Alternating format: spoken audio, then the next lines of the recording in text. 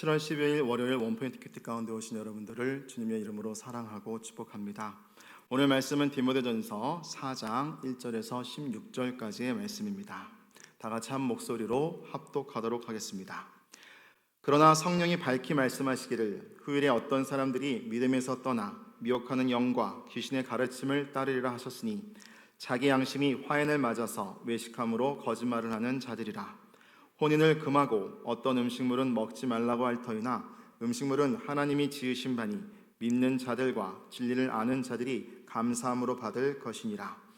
하나님께서 지으신 모든 것이 선함에 감사함으로 받으면 버릴 것이 없나니 하나님의 말씀과 기도로 거룩하여 짐이라.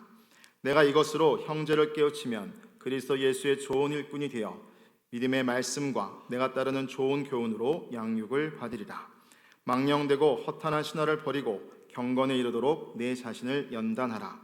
육체의 연단은 약간의 유익이 있으나 경건은 범사에 유익하니 금생과 내생에 약속이 있느니라. 미쁘다 이 말이여 모든 사람들이 받을 만하도다. 이를 위하여 우리가 수고하고 힘쓰는 것은 우리 소망을 살아계신 하나님께 두미니 곧 모든 사람 특히 믿는 자들의 구주시라. 너는 이것들을 명하고 가르치라. 누구든지 내 연수함을 업신여기지 못하게 하고 오직 말과 행실과 사랑과 믿음과 정절에 있어서 믿는 자에게 본이 되어 내가 이를 때까지 읽는 것과 권하는 것과 가르치는 것에 전념하라. 내 속에 있는 은사 곧 장로의 회에서 안수 받을 때에 예언을 통하여 받은 것을 가볍게 여기지 말며 이 모든 일에 전심전력하여 너의 성숙함을 모든 사람에게 나타내게 하라. 내가 내 자신과 가르침을 살펴 이 일을 계속하라. 이것을 행함으로 내 자신과 내게 듣는 자를 구원하리라. 아멘. 이 시간 경건의 능력이 나타나는 그리스도의 일꾼이란 제목으로 담임 목사님께서 말씀 전해주시겠습니다. 할렐루야.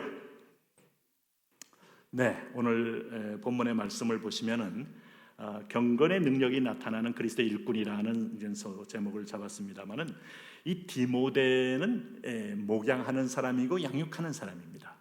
자, 지난 시간에 제가 바울과 디모데의 성격을 좀 구분한 적이 있어요. 역시 이제 그 베드로는 여러분 아무래도 탐욕문화권에 대해서 무지한 사람이기 때문에 아마 유대인을 위한 그릇이다. 하나님께서 아마 그의 체질과 경험 그다음에 이런 것들을 전도용으로 유대인을 위한 그야말로 할례 받은 사람들을 향한 전도용으로 붙였다면 바울은 할례 받지 않는 사람, 이방인 사람, 헬라 사람을 향하여 그는 불렀다 하는 거예요. 그래서 그런 의미에서 이제 전도만 하고 나면 사람들이 모이는데 양육이 필요합니다. 전도에서 영접하는 건 요단강 건너는 것은 우리가 일순간이지만 양육은 40년 아니 그 이상 걸릴 수 있을 만큼 우리가 평생의 과제죠. 그러면서 이걸 광야의 연단과 같아. 그래서 제일 중요한 것은 이 경건에 이르는 연습이 필요하다 하는 거예요. 오늘 그래서 여기 이제 중요한 것은 이 8절 말씀을 보시면은 육체의 연단은 약간의 유익이 있으나 경건은 범사에 유익하니 금생과 내생의 약속이 있느니라.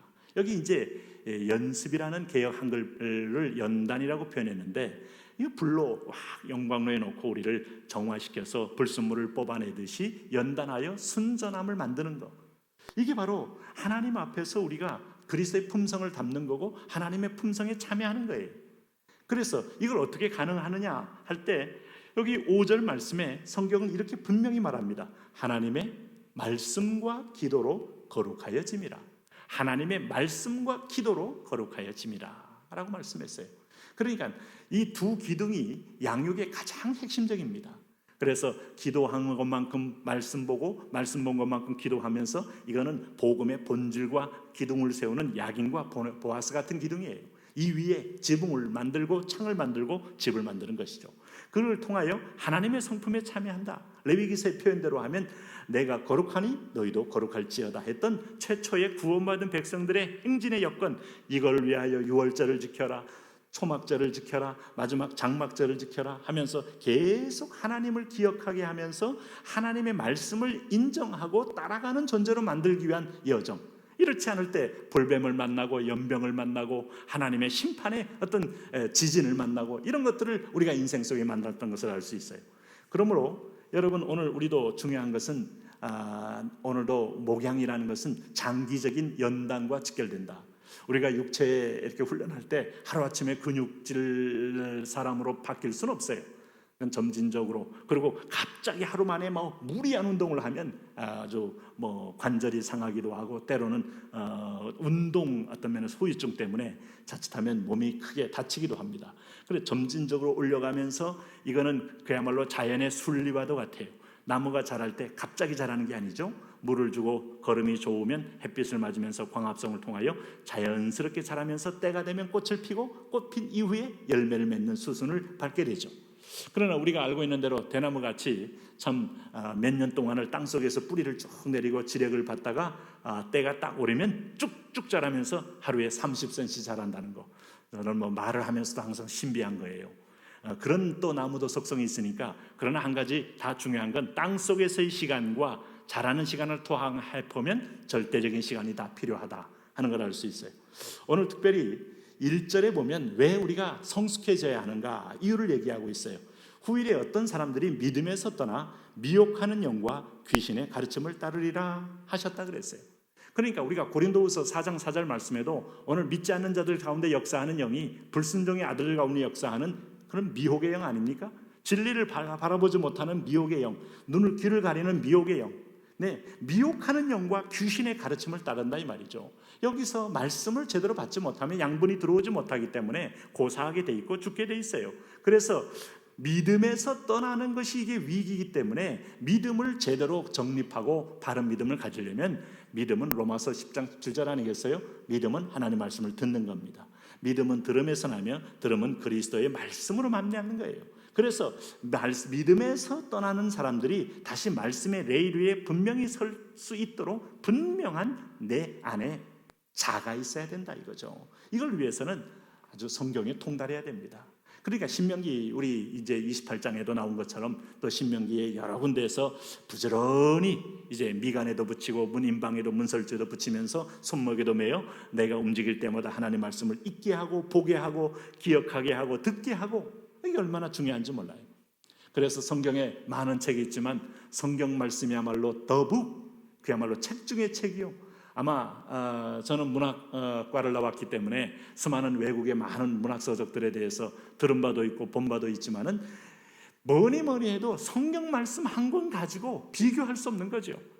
수많은 철학자들이 자기의 사상을 쏟아냈지만 그게 성경 말씀과 비교가 되겠습니까? 그러니까 성경만 하나 가지고도 거기에 다 서사시도 있고, 거기에 또 스토리텔링도 있고, 거기에 또 서간문도 있고, 거기에 또 굉장히 웅장한 어떤 장엄한 연설문도 있고, 거기에 수많은 이야기들도 있고, 성경책에는 많은 문학적 장르가 있으면서 동시에 생명의 말씀이기 때문에 하나님의 말씀을 참 집중적으로 연구하고 읽는 훈련이 얼마나 필요한지 몰라요.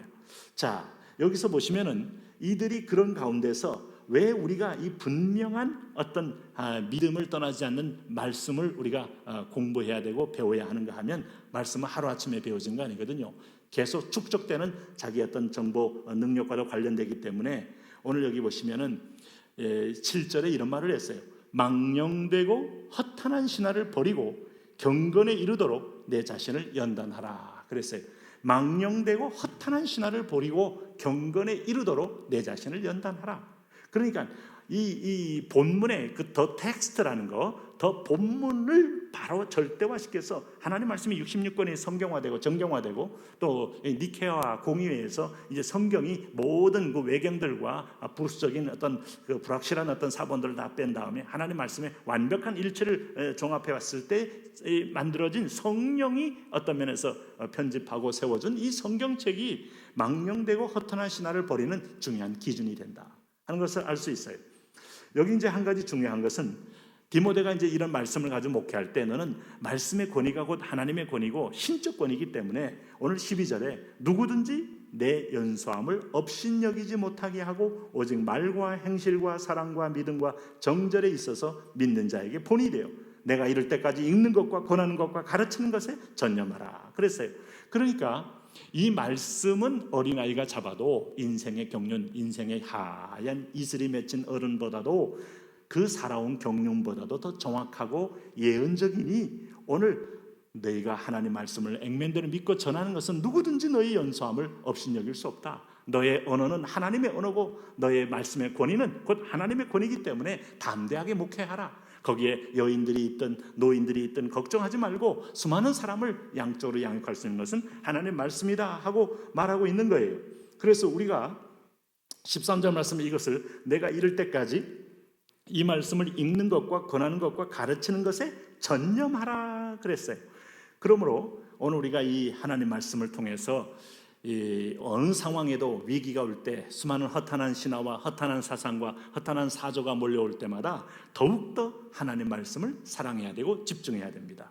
그래서 오늘 15절 말씀처럼 이 모든 일에 전심전력하여 너의 성숙함을 모든 사람에게 나타내게 하라. 16절 내가 내 자신과 가르침을 살펴 이 일을 계속하라.